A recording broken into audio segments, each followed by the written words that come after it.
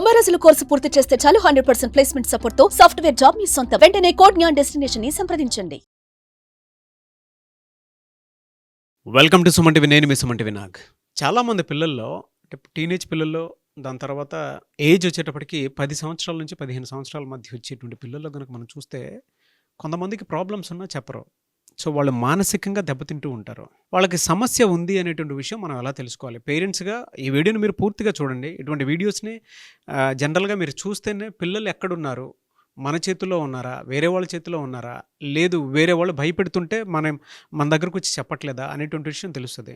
లేదా కొన్నిసార్లు వాళ్ళు చేసినటువంటి తప్పులు ఇంట్లో చెప్పుకోలేక ఏం చేస్తే బాగుంటుందో అనేటువంటి దాని మీద ఒక్కొక్క రివ్యూ పెట్టుకోవడానికి కూడా మనకు ఒక అవకాశం ఉంటుంది. ఈ వీడియోని మాత్రం పూర్తిగా చూసి ప్రతి పేరెంట్, ప్రతి టీచర్ స్కూల్ కాలేజీలో ప్లే చేయండి, లేదంటే ఇంట్లో ప్లే చేసి ఎక్కడెక్కడ ఏం జరుగుతుంది అనేటువంటి దాని మీద ఒక రివ్యూ అండ్ దాంతోపాటు మీ ఒపీనియన్ కింద కామెంట్ బాక్స్లో పోస్ట్ చేయండి. సో పిల్లల మీద కూడా ఒక రివ్యూ ఉన్నట్టు ఉంటుంది. ఈరోజు మనతో పాటు ఎమోషనల్ హెల్త్ కోచ్ షఫీ గారు ఉన్నారు. అది వారి మాటలో తెలుసుకుందాం. Hello sir. హలో నాగరాజు గారు. సార్, పిల్లలకి మానసికంగా దెబ్బతిన్నారు అనేటువంటి విషయం మనకు ఎలా తెలుస్తుందండి? యాక్చువల్గా ఇప్పుడు ఈ రోజుల్లో చూస్తే నాగరాజు గారు జరుగుతున్న అనేక స్టడీస్లో తెలిసే విషయం ఏంటంటే 5 సంవత్సరాల పిల్లవాడి దగ్గర నుంచే మానసికంగా డిస్టర్బ్ అయ్యేటువంటి సిమ్టమ్స్ కనిపిస్తున్నాయి. అంటే 5 years అంటే ఏంటి చెప్పండి? ఫస్ట్ క్లాస్లో ఉన్న బాబు అంటే అప్పటికి 2 years స్కూల్కి వెళ్ళాడు, ఎల్కేజీ యూకేజీ అయిపోయింది, ఫస్ట్ క్లాస్లో ఉన్నాడు. ఆ ఏజ్ నుంచి 19 years ఏజ్ అంటే దాదాపుగా డిగ్రీ చదువుతున్న వాళ్ళలో ఈ పిల్లల్లో మానసికంగా డిస్టర్బ్ అవుతున్నారు అన్న విషయము. ఎంతమంది డిస్టర్బ్ అవుతున్నారడా?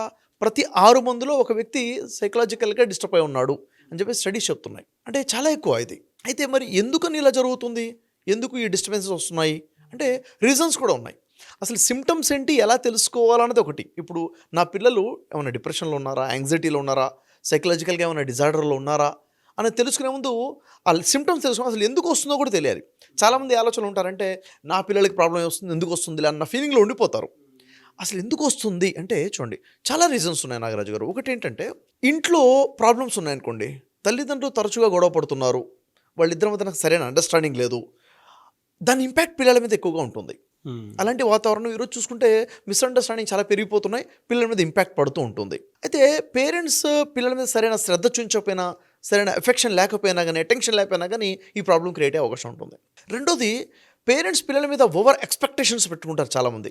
నువ్వు ఇలా ఉండాలి, ఇలా ఉండాలి, ఎడ్యుకేషన్ రిలేటెడ్ కానివ్వండి, కొన్ని స్కిల్స్కి సంబంధించి కానివ్వండి, ఓవర్ ఎక్స్పెక్టేషన్స్ వల్ల కూడా కొంచెం స్ట్రెస్ పెరిగి ఈ సిమ్టమ్స్ వచ్చే అవకాశం ఉంటుంది. ఇంకా చెప్పండి, ఈరోజు ఎడ్యుకేషన్ సంబంధించి స్ట్రెస్ ఎలాగో ఉంది.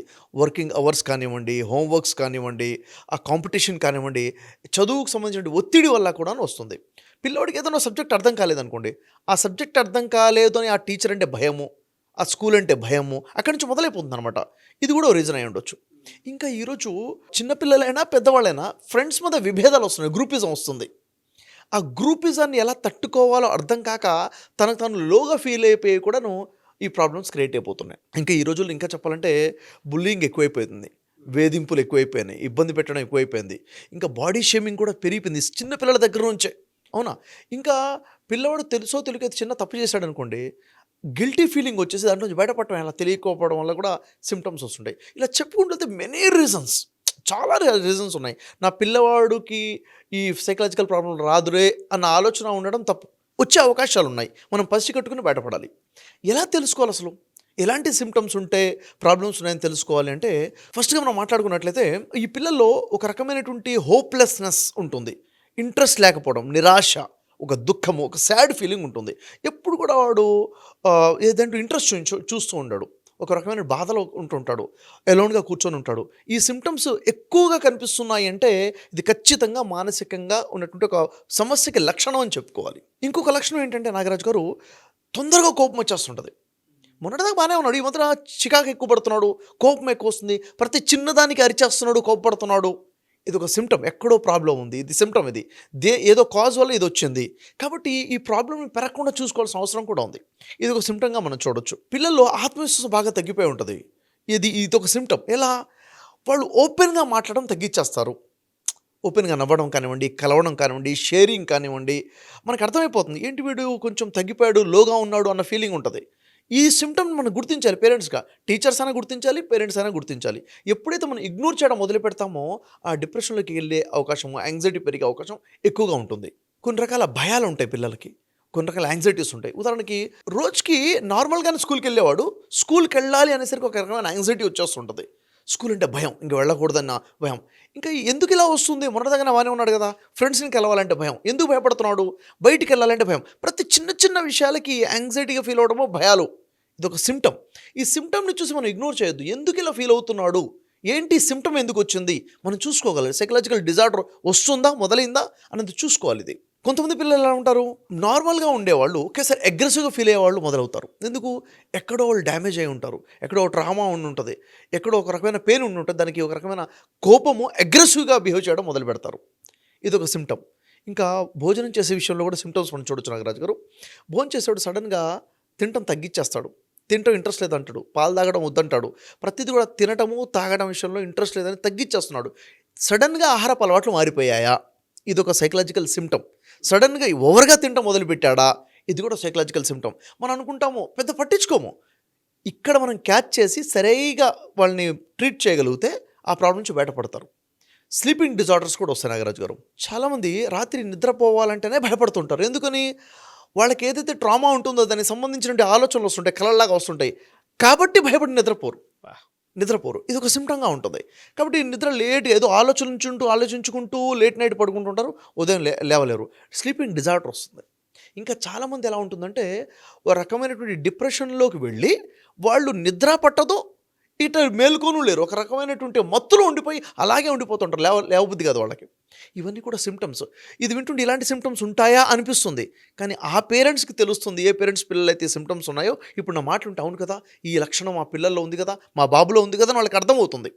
అప్పుడు వాళ్ళకి రియలైజ్ అవుతుంది. అన్ని సిమ్టమ్స్ ఒకళ్ళు ఉండకపోవచ్చు, ఒక్కొక్క సిమ్టమ్ ఒక్కొక్క వ్యక్తిలో ఉంటుంది. అవి తెలిసినప్పుడు వెంటనే మనం దాని మీద అప్రమత్తం అయ్యి వాళ్ళతో కూర్చొని మాట్లాడాలి. ఏం జరుగుతుంది అనాలిసిస్ చేయాలి. చాలామంది పిల్లలు ఓపెన్ అవ్వరు, చెప్పుకోలేరు, వాళ్ళకి ప్రాబ్లం ఏముంది చెప్పలేరు, స్కూల్లో పిల్లలు ఇబ్బంది పెడుతున్న విషయం చెప్పలేరు, ఫలానా సబ్జెక్ట్ వల్ల టీచర్ వల్ల భయం ఉందని చెప్పలేరు, ఫలానా మీ వల్లనే నాకు ప్రాబ్లం వచ్చిందని చెప్పుకోలేరు, మీరు గొడవ పట్టడం వల్లనే. అవునా లేదా? దాన్ని మనమే ఐడెంటిఫై చేసి ఓపెన్ అప్ అయ్యే విధంగా చేయగలగాలి. ఈ సిమ్టమ్స్ కొంచెం ముదిరితే ఎలా ఉంటాయంటే నాగరాజు గారు, సైకోసొమాటిక్ సిమ్టమ్స్ వస్తాయి. ఎలా సైకోసొమాటిక్ అంటే, చాలామంది చిన్నలు తలనొప్పి అంటుంటారు. ఎందుకు తలనొప్పి ఉందని డాక్టర్ దగ్గరికి వెళ్తే ప్రాబ్లం ఏముండదు, కంటి డాక్టర్ దగ్గర చూపిస్తే సైట్ ఏముండదు, తలనొప్పి ఎందుకు వస్తుందో అర్థం కాదు. కడుపులో నొప్పి అని మాటి చెప్తుంటారు. ఎందుకు కడుపులో నొప్పి వచ్చింది అని చెప్పేసి ఏ డాక్టర్ దగ్గరికి వెళ్ళినా ఏం చేసినా కానీ రీజన్ అర్థం కాదు. ఇది యాక్చువల్గా సైకలాజికల్ ప్రాబ్లం. ఇది సైకలాజికల్ ప్రాబ్లం వల్ల సొమాటిక్ ప్రాబ్లమ్స్ వస్తుంటాయి, అంటే ఫిజికల్గా పెయిన్స్ వస్తుంటాయి అనమాట. ఇది ఒక లక్షణము. అంటే సడన్గా మాటికి మోషన్కి వెళ్ళిపోవడము, మాటికి యూరిన్కి వెళ్ళడము, లేకపోతే స్వెట్ రావడము, ఒక రకమైనటువంటి యాంగ్జైటీ ఫీలింగ్ వల్ల తలనొప్పి కానివ్వండి, కడుపు నొప్పి కానివ్వండి, కాళ్ళు చేతులు వణకడం కానివ్వండి. చాలామంది పిల్లలు కాళ్ళు పెయిన్స్ అంటుంటారు. చాలామంది అనుకుంటే ఇది ఎందుకు వస్తుంది పెయిన్ అంటే, వీక్నెస్ వల్ల వస్తుంది, న్యూట్రిషన్ లేకపోవడం వల్ల వస్తుంది, ఎనర్జీ ఇవ్వాలి అన్న కోణంలోనే వెళ్తారు తప్ప, వాడికి డిప్రెషన్ ఉండడం వల్ల కూడాను, యాంగ్జైటీ వల్ల కాళ్ళు వణుకుడు ఉంది, కాళ్ళలో చెమటలు వస్తున్నాయి, నొప్పులు వస్తున్న విషయం గమనించుకోలేకపోతారు. ఇవన్నీ కూడా సిమ్టమ్స్. ఇవి ఇంకొక రకంగా చెప్పుకోవాలంటే నాగరాజు గారు, పిల్లల్లో మరొక రకమైనటువంటి సిమ్టమ్ ఏముంటుందంటే, చాలా తక్కువ మందిలో ఉండొచ్చు, సెల్ఫ్ హార్మింగ్ వస్తుంది. వాళ్ళే ఇష్టపడటం మానేస్తారు. ఇంకా ఇష్టపడటమే కాకుండా తమను తను అసహించుకోవడం మొదలు పెడతారు. కాబట్టి వాళ్ళు ఫుడ్ ఇచ్చుకోలేరు, వాళ్ళ డ్రెస్ మంచిగా మెయింటైన్ చేసుకోలేరు, వాళ్ళ నోట్స్ని వాళ్ళే చించేసుకుంటూ ఉంటారు, వాళ్ళకి సంబంధించినటువంటి థింగ్స్ని వాళ్ళే డ్యామేజ్ చేసుకుంటారు. ఆటో బొమ్మలు ఉంటాయి పడేసుకుంటుంటారు, వాళ్ళని ఏ విధంగా డ్యామేజ్ చేసుకోవాలి, ఎందుకంటే వాళ్ళు ఇష్టపడింది వాళ్ళనే. ఇలాంటి సిమ్టమ్ కూడా కొంతమందిలో కనిపిస్తుంది. ఇలా ఉన్నప్పుడు ఖచ్చితంగా పేరెంట్స్ ఫోకస్ చేసి ఎందుకు ఇలా ఉంది, రూట్ కాజ్ తెలుసుకోవాలి. చాలా సందర్భాల్లో ఏమవుతుంది, రూట్ కాజ్ తెలుసుకోలేకపోతారు. ఎప్పటివరకు రూట్ కాజ్ని క్లియర్ చేయమో ప్రాబ్లం క్లియర్ అవ్వదు. మరి ఎందుకు వీడు ఇలా చేస్తున్నాడని చెప్పేసి ఇంకా పిల్లల్ని భయపెట్టడము, కొట్టడమే చేస్తారు తప్ప అసలు సమస్య ఏంటో అర్థం చేసుకునే ప్రయత్నం చేయరు. కాబట్టి ఇంకా ప్రాబ్లం పెరుగుతుంది. సో ఇలాంటి సిమ్టమ్స్ చాలా ఎక్కువగా ఉన్నాయి. ప్రతి 6గురిలో ఒకళ్ళకి ప్రాబ్లం ఉందంటే చిన్న విషయం కాదు కదా నాగరాజు గారు. అవును. కాబట్టి పేరెంట్స్ చాలా ప్రమత్తంగా ఉండాలి. పేరెంట్స్ బిజీగా ఉన్నారు, నో డౌట్, వాస్తవమే. అయినప్పటికీ పిల్లలు మన రెస్పాన్సిబిలిటీ, మన బాధ్యత అన్న విషయం తెలుసుకొని ఈ ప్రాబ్లం నుంచి బయటికి తేయాల్సిన రెస్పాన్సిబిలిటీ టీచర్స్కి ఉంది, పిల్లలకు పేరెంట్స్ కూడా ఉంటుంది. ఎలా సార్ అంటే, పిల్లలకు కొన్ని లైఫ్ స్కిల్స్ నేర్పించాల్సినటువంటి అవసరం, బాధ్యత చాలా ఉంటుంది. అవును. అటువంటి వాళ్ళు మీ దగ్గర ఏదైనా క్లాస్ తీసుకుంటే హెల్ప్ అవుతుంది అనుకున్నటువంటి పేరెంట్స్ ఉంటారు. అవును. వాళ్ళకి ఏమైనా ఆన్లైన్ వర్క్షాప్స్ లాంటివి ఉన్నాయా? ఉన్నాయి నాగరాజు గారు. యాక్చువల్‌గా ఏంటంటే ఈ రోజుల్లో పేరెంట్స్ సరైన ట్రైనింగ్ ఇవ్వలేకపోతున్నారు పిల్లలకి. లైఫ్ స్కిల్స్ నేర్పించలేకపోతున్నారు. స్కూల్స్‌లో కూడా అకాడమిక్స్ మీదనే ఫోకస్ ఉంటుంది. ఖచ్చితంగా లైఫ్ స్కిల్స్ మీద ఫోకస్ లేదు. పిల్లోడు ఎలా ఆలోచించాలి, బిహేవియర్ ఎలా ఉండాలన్న దాని మీద క్లారిటీ లేకుండా పోతుంది. వీళ్ళ కోసమే స్పెషల్‌గా 12 అవర్స్ వర్క్‌షాప్ అని ఒకటి డిజైన్ చేసాం. ఆన్‌లైన్‌లో ఉంది ఇది. Recorded version. దీన్ని గనక పేరెంట్స్ తీసుకొని వాళ్ళు చూస్తూ పిల్లలు గనక చూపిస్తే పిల్లవాడు ఎలా ఆలోచించాలి, లైఫ్‌లో గోల్స్ ఎలా ఉండాలి, ఎలా ఆలోచించకూడదు, ఎలా ఆలోచించాలి, బిహేవియర్ ఎలా ఉండాలి, ఇవన్నిటి మీద క్లారిటీ అనేది వస్తుంది.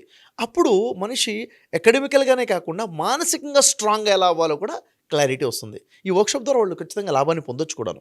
ఆ విధంగా అప్రోచ్ అవ్వచ్చు అంటారు. ఆ విధంగా అప్రోచ్ అవ్వచ్చు. కొంతమంది ఎలా ఉంటుందంటే నాగరాజు గారు, ఈ ప్రాబ్లమ్ ఫేస్ చేసిన తర్వాత అటు నుంచి ఎలా బయటపడాలో అర్థం కాదు. అలాంటి వాళ్ళు థెరపీస్ కొన్ని ఉంటాయి, కౌన్సిలింగ్స్ ఉంటాయి. దాని ద్వారా లాభాన్ని పొంది ఈ ప్రాబ్లమ్ నుంచి బయటికి వచ్చే గొప్ప అవకాశం ఇది. సో అది ఎమోషనల్ హెల్త్ కోచ్ షఫీ గారు చెప్పినటువంటి ఎవరైనా ఆన్లైన్ వర్క్షాప్కి కనుక అటెండ్ అవ్వాలి అనుకుంటే స్క్రీన్ మీద మీకు ఆయన కాంటాక్ట్ నెంబర్ కనిపిస్తుంది. దాన్ని మీరు కాల్ ఆర్ మెసేజ్ వాట్సాప్ చేసి మీరు ఆన్లైన్ ఫస్ట్ అటెండ్ అవ్వండి. మీ పిల్లలు ఏం నేర్చుకున్నారో తెలుసుకోండి. దాని తర్వాత మీకు ఏదైనా డౌట్స్ ఉన్నాయి అని అంటే మీరు ఒకసారి షఫీ గారిని అప్రోచ్ అవ్వాలనుకుంటే త్రూ అపాయింట్మెంట్ మీరు డెఫినెట్గా కాల్ ఆర్ మెసేజ్ వాట్సాప్ చేసి మళ్ళీ మీరు అపాయింట్మెంట్ తీసుకోవచ్చు. అండ్ మీకు ఏదైనా డౌట్స్ ఉన్నాయి మాత్రం కింద కామెంట్ బాక్స్లో కూడా పోస్ట్ చేయండి. అండ్ ఇలాంటి మరిన్ని వీడియోస్ కోసం మా ఛానల్ ఫాలో అవ్వండి. Thank you so much Shafi గారు. థ్యాంక్ యూ అండి. వెల్కమ్.